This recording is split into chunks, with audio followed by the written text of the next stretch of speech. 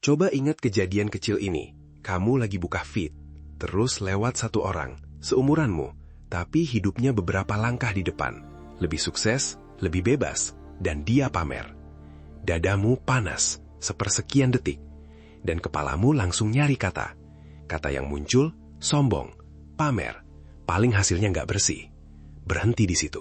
Pertanyaannya bukan kenapa dadamu panas, itu manusiawi. Pertanyaannya, siapa yang ngajarin kepalamu nyebut orang itu jahat? Kata baik dan jahat itu kayak kamus, dan kamu nggak pernah nulis kamusnya. Kamu lahir, dan kamusnya udah jadi. Halamannya udah diisi orang lain, jauh sebelum kamu bisa protes. Tahun 1886, seorang filsuf Jerman nerbitin buku yang isinya satu tuduhan gak sopan.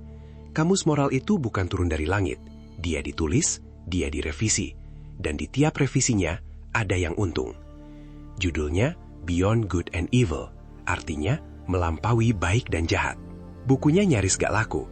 Penulisnya berakhir kolaps di jalanan kota Turin dan gak pernah pulih lagi. Tapi 140 tahun kemudian, isi bukunya jalan-jalan di feedmu tiap hari. Di kolom komentar, di gerombolan yang lagi rame-rame ngehakimi satu nama, di iklan yang lewat di layarmu. Yang satu ini nanti aku buktiin pakai tanganku sendiri. Malam ini, kita buka kamus itu. Siapa yang nulis, buat apa, dan kenapa kamu gak pernah curiga. Dan di akhir video, aku kasih satu tes, cuma 10 detik. Tes itu bakal nunjukin kamus mana yang terpasang di kepalamu. Aku peringatkan dari sekarang, kebanyakan orang gak berani jujur sama hasilnya. Kenalan dulu sama penulisnya, Friedrich Nietzsche. Dan lupakan dulu semua yang pernah kamu dengar soal nama itu. Sebagian besar hasil suntingan orang lain. Simpan kalimat itu, kita bongkar nanti. Faktanya begini, umur 24, dia udah diangkat jadi profesor. Luar biasa muda buat zamannya. Anak emas dunia akademik. Terus tubuhnya berkhianat. Migrain yang bikin dia muntah berhari-hari, mata yang pelan-pelan nyerah. Baca 1 jam rasanya kayak ditusuk. Umur 34, dia berhenti jadi profesor. Hidup dari uang pensiun kecil. 10 tahun berikutnya dia jadi pertapa. Pindah-pindah kamar sewaan murah. Musim panas di pegunungan Swiss, musim dingin di kota-kota Italia. Sendirian. Dan di kamar-kamar sepi itu dia nulis buku. Satu demi satu. Yang hampir gak dibaca siapapun. Buku yang kita bedah malam ini, tahun 1886, bahkan gak diterbitin penerbit. Dia baru aja putus sama penerbitnya. Sebagian karena penerbitnya sibuk sama politik kebencian yang bikin dia muak. Catat itu, nanti penting banget. Jadi dia bayar percetakan pakai uangnya sendiri. Dicetak sekitar 600 eksemplar. Yang kebeli orang di tahun pertama, bisa dihitung. Nyaris gak laku. Januari 1889, di kota Turin, dia kolaps di jalanan. Umur 44. Menurut cerita yang beredar, dan sejarawan meragukan sumbernya, dia meluk leher seekor kuda yang lagi dicambuk kusirnya. Nangis, terus roboh. Yang pasti, sejak hari itu, pikirannya padam. 11 tahun dia hidup tanpa bisa nulis satu kalimat pun. Dirawat ibunya, lalu adiknya. Dia meninggal tahun 1900. Dan disinilah ironi paling kejam. Justru pas dia diam, namanya meledak ke seluruh Eropa. Dan pas dia nggak bisa ngomong lagi, ada yang mulai ngomong atas nama dia. Sekarang bukunya. Dan mulai dari kesalahpahaman paling umum. Judulnya, Melampaui Baik dan Jahat, bukan ajakan buat jadi jahat. Sama sekali bukan. Ajakannya lebih aneh. Berdiri sebentar di luar kamusmu dan periksa kamus itu kayak barang bukti. Si filsuf nanggap dirinya semacam ahli sejarah moral. Bahasa gampangnya, dia nggak nanya, apa yang baik? Pertanyaan itu udah dijawab ribuan tahun sama banyak pemikir. Dia nanya hal yang hampir nggak pernah ditanya. Siapa yang pertama kali mutusin ini disebut baik? Di zaman apa? Lagi butuh apa? Dan apa untungnya buat dia? Karena menurut dia, aturan moral itu kayak undang-undang. Selalu ada penyusunnya. Dan penyusun undang-undang gak pernah netral. Ini ide yang berbahaya. Bukan karena nyuruh kamu ngelanggar apapun. Tapi karena sekali kamu ngelihat moral sebagai barang buatan, kamu gak bisa balik pura-pura gak lihat. Makanya dari sekarang aku pasang pagar. Dan pagar ini berlaku sampai video selesai. Ide ini pisau bedah. Di tangan dokter, pisau bedah nyelamatin nyawa. Di tangan orang ngawur, dia cuma nyakitin. Kita pakai buat meriksa orang lain dan terutama diri sendiri. Bukan buat nyakitin siapa-siapa. Terus dari pemeriksaan arsipnya, si filsuf nemuin sesuatu yang bikin buku ini abadi.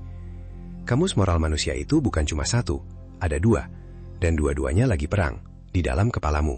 Aforisme nomor 260, bahasa gampangnya bab kecil nomor 260, dia tulis hasil bedahnya. Kamus pertama dia sebut master morality, moralitas tuan. Artinya, cara menilai baik buruk versi orang yang lagi menang, yang sehat, yang kuat, yang berkuasa. Cara kerjanya gini, orang yang menang natap dirinya sendiri, terus bilang, ini baik, kuat itu baik, jujur ke diri sendiri itu baik, berani itu baik, murah hati itu baik, karena aku sanggup ngasih. Perhatiin arahnya. Definisi baiknya lahir dari rasa bangga, bukan dari rasa takut. Terus, buruk versi kamus ini apa? Bukan jahat, cuma lemah, pengecut, gak penting. Buat pemegang kamus ini, orang lemah bukan musuh, cuma gak masuk hitungan. Dingin banget. Makanya dengerin ini baik-baik. Moralitas tuan bukan berarti orang kuat otomatis baik. Dan tuan di sini bukan golongan manusia, bukan kasta, bukan ras. Ini pola pikir, kacamata. Direktur bisa mikir pakai kamus kedua, tukang parkir bisa mikir pakai kamus pertama. Satu orang bisa ganti kamus 5 kali sehari. Yang si filsuf hargai dari kamus ini cuma satu hal, dia jujur. Yang bikin aturannya ya yang ngejalanin. Orang kuat nulis kamusnya sendiri. Tapi itu ninggalin satu pertanyaan besar. Gimana dengan yang kalah? Yang ditindas, yang gak bisa balas? Mereka gak bisa menang di lapangan. Jadi mereka ngelakuin satu hal yang jenius. Mereka mindahin pertandingannya. Kamus kedua dia sebut slave morality, moralitas budak. Artinya, cara menilai baik buruk versi orang yang tertindas, yang gak punya kuasa buat ngelawan. Sekali lagi, biar gak salah tangkap, ini istilah teknis buat pola pikir, bukan hinaan, bukan label buat orang miskin atau kelompok manapun. Cara kerjanya gini, dan ini bagian paling gelap dari bukunya. Kalau kamu ditindas dan gak bisa bales, pilihanmu cuma 2. Pertama, ngaku kalah. Itu sakitnya gak ketulungan. Atau kedua, kamu balik papan skornya. Semua yang gak bisa kamu raih, kamu kasih label jahat. Kekuatan, itu kejam. Kekayaan, itu serakah. Rasa bangga, itu sombong. Dan semua yang terpaksa kamu jalani, kamu kasih label mulia. Nunduk, itu rendah hati. Nahan, itu sabar. Gak berdaya, itu tulus. Kekalahan disulap jadi kemenangan moral. Dan yang menang beneran berubah jadi penjahat di kamus barumu. Si filsuf ngasih nama buat bahan bakarnya, ressentiment, kata Prancis. Artinya, iri dan dendam terpendam yang gak bisa dibalaskan, terus menjelma jadi penghakiman moral. Satu catatan jujur, dia nyinggung dekadisme ini di buku 1886, tapi bedah lengkapnya baru dia tulis setahun kemudian, di buku lanjutannya soal silsilah moral. Jadi kalau mau ngecek, sumbernya 2 buku itu. Dan biar adil, catat juga, dia nggak bilang penemunya bodoh, dia bilang penemunya jenius. Ini satu-satunya senjata orang yang nggak dikasih senjata. Jenius yang lahir dari sakit hati. Cara bedain kritik sama resentimen gampang banget. Kritik pengen keadaan naik, resentimen cuma pengen satu hal, yang di atas jatuh. Terus dari 2 kamus ini, mana yang menang? Kata si filsuf, udah ada pemenangnya, telak. Dan cara menangnya lewat sesuatu yang kamu rasain tiap hari. Namanya kawanan. Si filsuf nyebut manusia hewan kawanan. Kita bertahan hidup ribuan tahun bukan karena taring, tapi karena gerombolan. Dan kawanan punya kebutuhan. Semua anggota harus seragam, nurut, gampang ditebak. Jadi pelan-pelan lahir moralitas kawanan. Apapun yang bikin kawanan nyaman disebut baik. Apapun yang beda disebut bahaya. Lama-lama disebut jahat. Perhatiin, yang dihukum kawanan seringnya bukan orang yang nyakitin, tapi orang yang beda, yang menonjol, yang jalan duluan. Paku yang nongol, dipukul. Terus di bagian lain bukunya, si filsuf nunjukin dorongan di balik semua ini. Namanya will to power, kehendak buat berkuasa. Klaimnya, semua yang hidup gak cuma pengen bertahan, semua yang hidup pengen tumbuh, melebar, nambah kuasa atas hidupnya. Kalau kamu udah nonton episode paling pertama arsip ini, 48 Laws of Power, kamu baru aja nemu fondasinya. 48 hukum itu berdiri di atas ide ini. Penulisnya sendiri berulang kali ngutip filsuf ini di bukunya. Nah, ini twist yang sering kelewat. Kawanan juga punya kehendak buat berkuasa, cuma bentuknya beda. Kawanan berkuasa lewat jumlah, lewat keroyokan, lewat tekanan buat seragam. Jadi waktu kawanan neriakin, rendah hati dong ke orang yang lagi naik, itu nggak selalu nasehat. Kadang itu tarikan, biar dia turun lagi, sejajar lagi, aman lagi, buat kawanan. Sampai sini mungkin kamu mikir, bagus dong kawanan ngerem orang serakah. Kadang iya, tapi si filsuf ninggalin satu peringatan. Dan peringatan ini justru buat orang yang ngerasa lagi berperang di pihak yang baik. Aforisme nomor 146. Mungkin kalimat paling terkenal yang pernah dia tulis. Parafrasenya kira-kira begini. Siapapun yang bertarung melawan monster, harus jaga-jaga supaya gak berubah jadi monster. Dan kalau kamu natap jurang cukup lama, jurang itu natap balik ke dalam kamu. Artinya apa? Orang yang paling lantang merasa memerangi kejahatan, justru orang yang paling beresiko jadi jahat. Kenapa? Karena dia udah merasa suci. Dan orang yang merasa suci gak pernah ngecek tangannya sendiri. Perhatiin polanya, di era manapun sama. Orang mulai dari niat baik, ngelawan yang salah. Terus dia nemuin rasa nikmat di penghakimannya. Rasa berkuasa, rasa berada di atas. Pelan-pelan, yang dia butuhin bukan keadilan lagi, tapi target berikutnya. Dia jadi pemburu yang gak bisa pulang. Karena tanpa monster, dia bukan siapa-siapa. Dan ini yang bikin peringatan itu ngeri. Dia berlaku buat semua orang. Termasuk yang lagi belajar ide-ide ini. Termasuk aku yang lagi ngomong. Termasuk kamu yang lagi nonton. Ngerasa lebih sadar dari orang lain, itu juga jurang.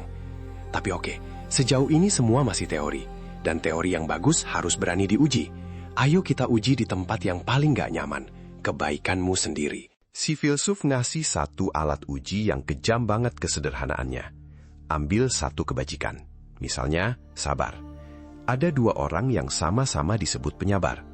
Orang pertama gak pernah marah, karena dia gak berani. Dia takut konflik. Dia gak punya pilihan lain selain nunduk. Orang kedua sanggup ngehancurin lawannya kapan aja, tapi dia milih nahan. Dari luar, dua-duanya kelihatan sama persis, sama-sama sabar. Tapi isinya beda langit dan bumi. Yang satu kebajikan, yang satu ketidakberdayaan yang dikasih nama bagus. Si filsuf nuduh, banyak banget kebaikan yang beredar di dunia itu jenis yang kedua.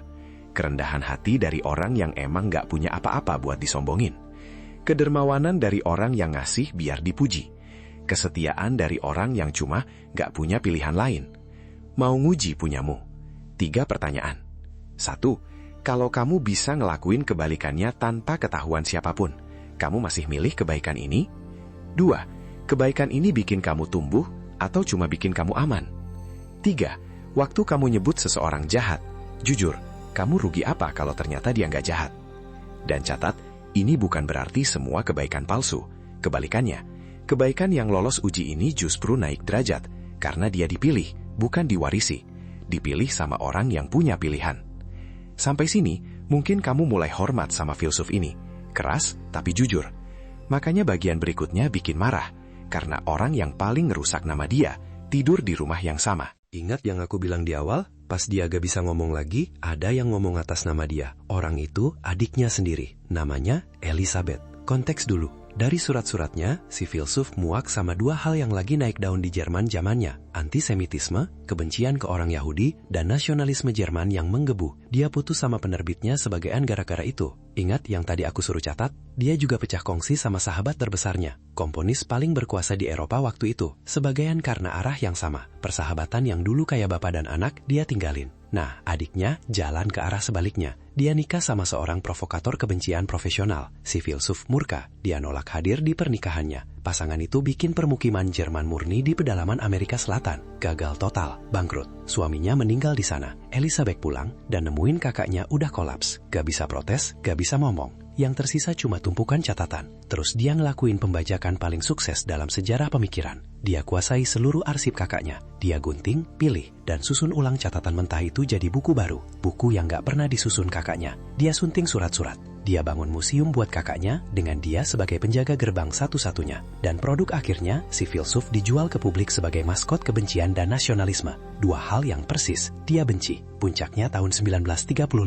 Waktu Elizabeth meninggal, penguasa Jerman saat itu, Adolf Hitler, datang sendiri ke pemakamannya. Butuh puluhan tahun, dan para peneliti yang bedah arsip aslinya buat ngebongkar gunting tempel itu satu demi satu. Jadi kalau suatu hari kamu dengar filsuf itu bapaknya kebencian, sekarang kamu tahu, itu bukan warisan tulisannya, itu warisan suntingan adiknya. Ironinya kejam, orang yang paling keras ngebedah bahaya kawanan, dijadiin berhala sama kawanan paling ganas di abadnya. Arsip seorang filsuf aja bisa dibajak. Sekarang bayangin arsip yang lebih rapuh, kamus moral di kepalamu, yang tiap hari disunting layar. Sekarang, pasang semua konsep tadi di tahun 2026.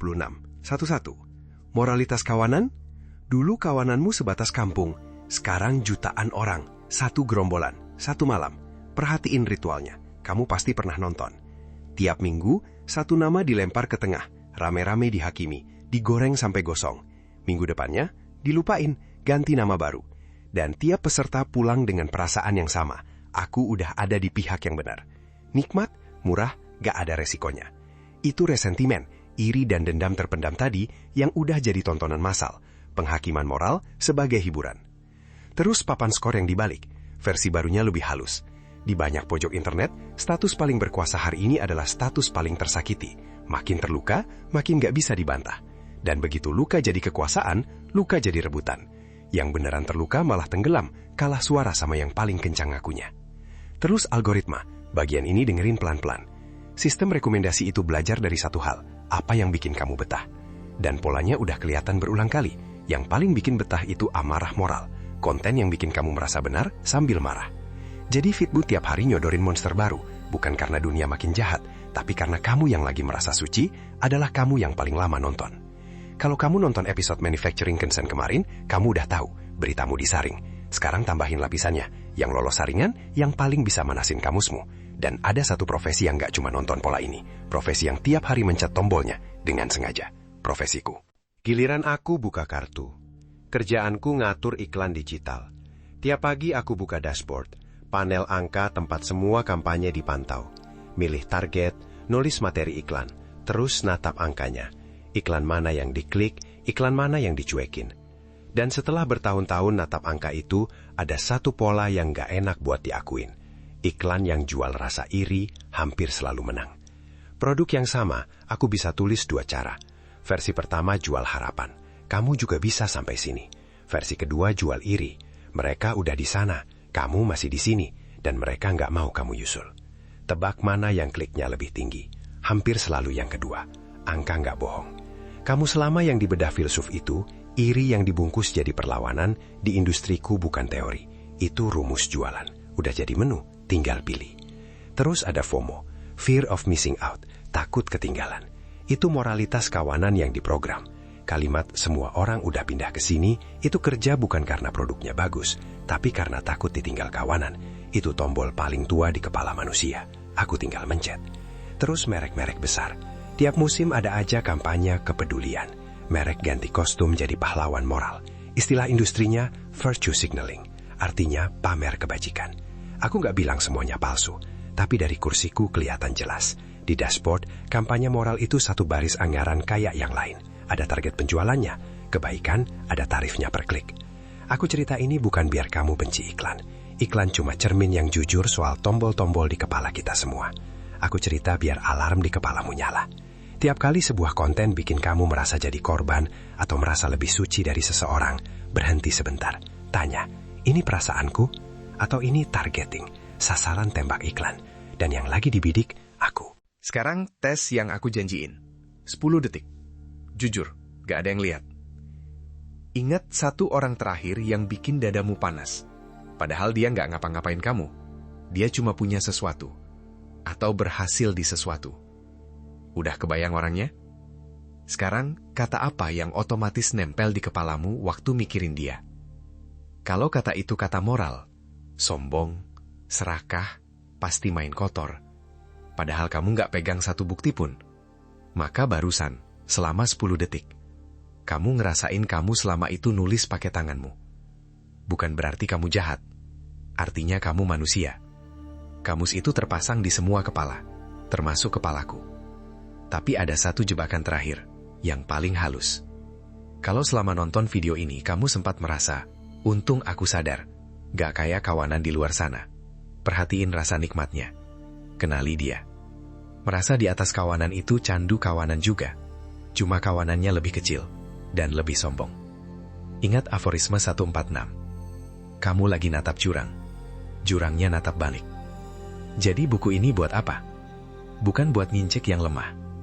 Siapapun yang makainya begitu gak paham bukunya. Buku ini tameng. Buat baca orang. Kritik mana yang tulus, penghakiman mana yang cuma iri ganti baju. Dan buat baca diri. Kebaikanmu yang mana yang beneran milikmu. Kamusmu boleh warisan. Tapi revisinya bisa kamu tulis sendiri. Terus, ini belum selesai. Kalau kamus moral bisa ditulis buat ngarahin kawanan. Bayangin kalau yang nulis bukan filsuf, tapi kekuatan ekonomi raksasa. Ada orang yang bertahun-tahun kerjaannya bikin negara-negara miskin nurut.